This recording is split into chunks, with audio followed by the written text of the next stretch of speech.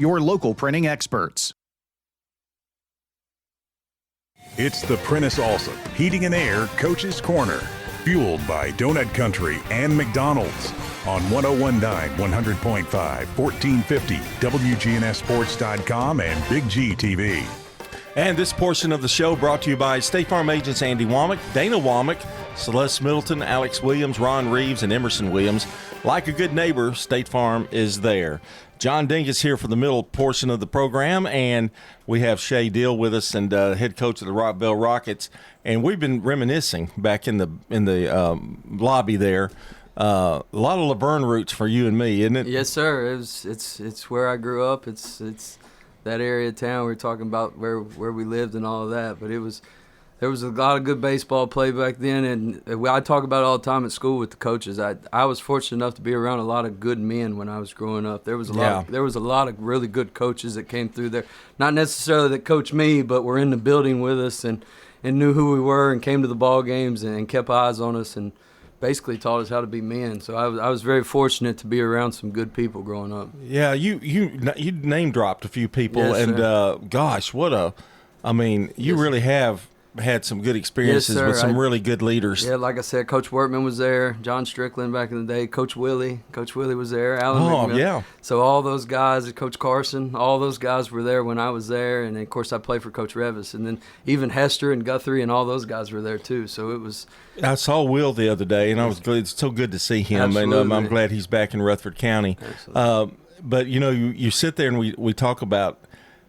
I had nothing but great memories from Laverne, and I think you do too. Absolutely. I mean, you have a really loving, feeling for the city of Laverne. Absolutely. I mean, it's like I said, I played there. We spent 4 years there. We were fortunate enough to go to state tournament while I was there, and then they won the state championship the year after we left. But even the 5 or 6 guys that I graduated with, and Coach Revis will tell you too, we were a big part in that, and I take a lot of pride in that. And my time there as a coach was very special to me, and every day when I walked in and I saw that state championship sign, even though I wasn't a part of the team, I feel like I had a big part in that. So it's something that I hold very dear to me. It's a place that's very dear to my heart, and the times there and the people I met while I was there are something that I'll never forget. Coach Revis must have been really, really young when y'all won really that young, state and he championship. was really mean. It was one of those things where but it was good for us. You know what I mean? It was good for us, and he was eager, and he was starting his career. But I tell the people now,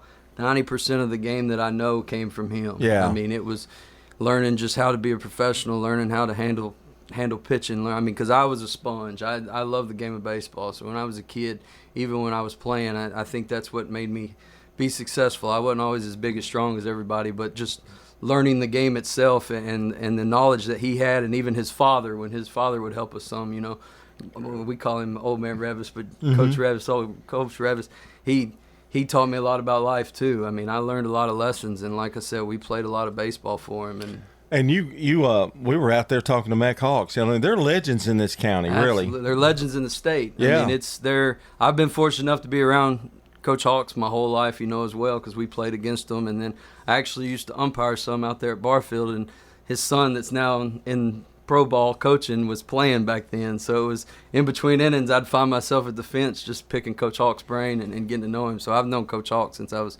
14, 15 years old. Well, I know Coach Revis had to be young because that would really make him old now. He's getting on up there. But he was young. He wasn't much older than us, which was good because he was able – he was teaching us life lessons, and he was coming straight out of college, and they'd had so much success at MTSU with Coach Pete. And even though I didn't play for Coach Pete, the guys that I've been around with Coach Treadway and Coach Revis, all that knowledge and all that mentality – spilled over to us. So Coach Pete, I didn't directly play for him, but I know the values and everything that he put into him. I think in the off season I'm going to have a round table of coaches from baseball. Absolutely. I've probably got some stories on all the old ones that'll be interesting. Well, Coach, let's talk a little Rockvale baseball. Last year was a tough year. Not going to sugarcoat it any. Yes, you had really a lot of young players. Young players, yes, sir. The past 2 years have been a little rough, but there have been bright spots, and that's what we preach every day. And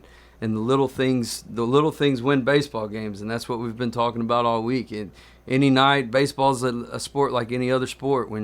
If you go out there and compete and put yourself into position to win and do the little things right, you're going to give yourself a chance to win at the end of the night. We're early into this year. How do you feel about this year's team in terms of some maturing that's going on? Some a maturing. little bit? We still got a lot of growing to go, but we're 3-6 right now. But we could very easily be 6-3. Mm-hmm. I mean, the three of the losses that we had, we got beat. I call it a difference between getting beat and losing. We've lost 3 and we've gotten beat 3 times. And the 3 times that we've gotten beat, we've had runners in scoring position with a chance to tie the game or take the lead, and we didn't get the big hit or we didn't move the runner.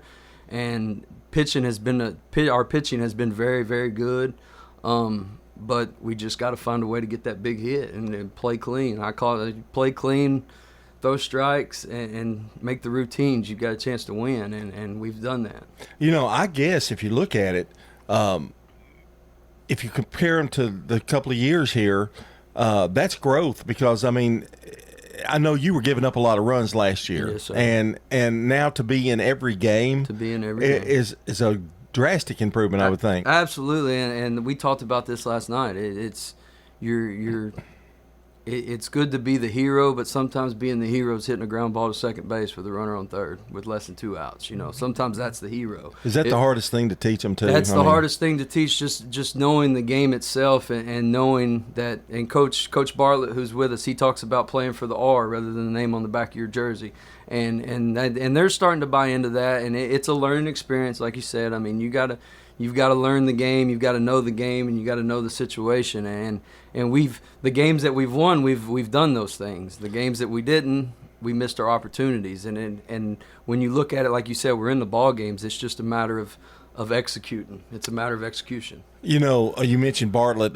Gosh, that's another legend. And what kind of teaching tool is he for them? I mean, I know it's not got just to for be him; it's for myself. I mean, I tell the kids all the time, if I'm not trying to get better, then how can I push you to get better? Yeah. And just having him, and not only him, having David Looper in the dugout with us as well. Looper with the pitching.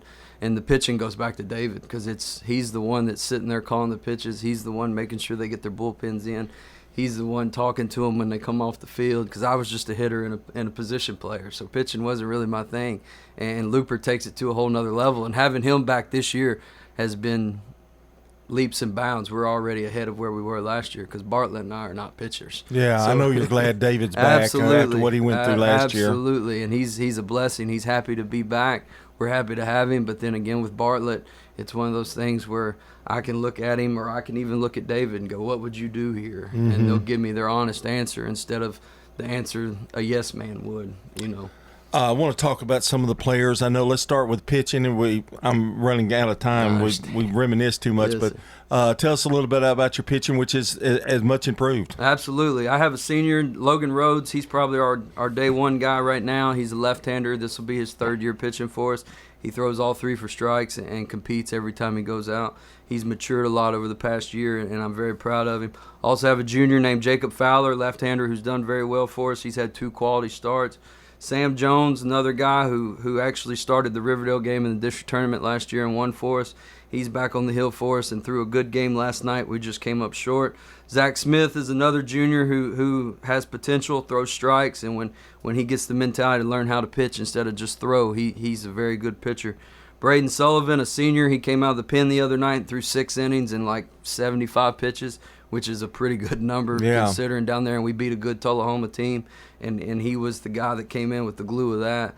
Max Neal, he's a sophomore. He also plays shortstop for us. He's jumped in velocity, throws all 3 for strikes. And then on the back end of our bullpen, we have James Vaughn, TJ Chase, Zach McDonald, and John Williams. All of those guys, when I give them the ball, I know are at least going to give us a chance to be competitive, and that's what it's about. Infield-wise, let's go around the infield and the outfield. Yes, sir.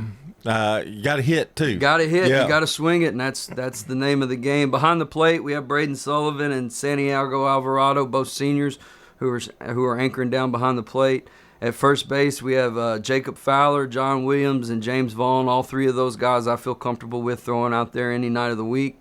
At second base, Sam Jones, who's been playing third base for us the past couple of years, but has moved to second to kind of ease up on his arm while he's pitching. At shortstop, we have Max Neal, who's a sophomore, who played a lot for us as a freshman when Ty Newton was pitching. And then behind him, we have a freshman named Carter Stevens, who's going to be a great ball player before it's all said and done. And then at third, we had a guy move in from up north from Pennsylvania named Jansen Schweikert. He's a junior. He's doing a great job for us. He's defensively, he's jumped in and done the things we needed him to do. Behind him is Riley Fowler, who's serving as our DH most of the time now, but Riley's a solid third baseman, can play the game as well. And then out in the outfield, we have Tylen Green in left field, Elijah Littleton in center. And then in right field, we have Lincoln Simmons and Asa Jones who are anchoring down out there. And then I have a couple guys off the bench that can come in at any time and play a role in Zane Constantine and Owen Highnote. So I've got a good roster. I've got a good group of kids. Like you said, it's a lot of growing experience. We're in ball games, giving ourselves a chance to win. It's just a matter of execution and getting it done. You know, you talk about 3-6 now, could be 6-3. That is so much better feeling than last year was. Yeah, and I mean, in terms of growth and knowing you're in games, it's good to go to the ballpark. Yeah, and it's fun for them too. You find yourself in the 5th or 6th inning and knowing that you're in a ball game, not looking to the next day already and not trying to figure out what you've got to do that night or the next day, rather than how can we win this ball game tonight. And that's really what it's about. And early in the year, I mean, you go back and watch any of those documentaries on the Red Sox or any of those teams that make runs there late and win championships, they all struggle during the beginning of the year. Not necessarily struggle, but they face adversity, and we talk about adversity all the time. And when you struggle, that only makes you stronger, because you learn. If you can truly learn from your mistakes early, in the end, you're going to give yourself a better chance to win. So it's not great that we haven't pulled off those extra 3 wins, but in a way, it's good for a learning experience, because now you're truly seeing what it takes to be successful. You know, Shea, we'll be out there. I'm pretty sure pretty soon. It's a 3-month really period, Yes, sir. but gosh, you're gone all the time. Yes, I mean, sir. We've had 2 nights this week where I think it was midnight before I got back to my.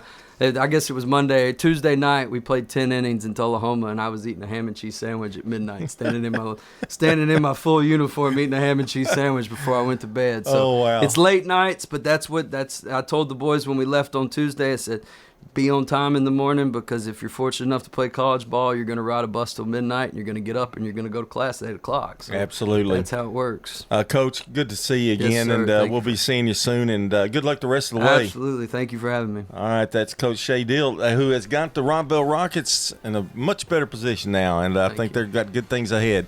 This portion of the show brought to you by Ideas Tees, who will be happy to help you fulfill all of your imprinted apparel, embroidery, and advertising specialty needs. Find out more at ideastees.com. We'll be talking Rockvale softball coming up next.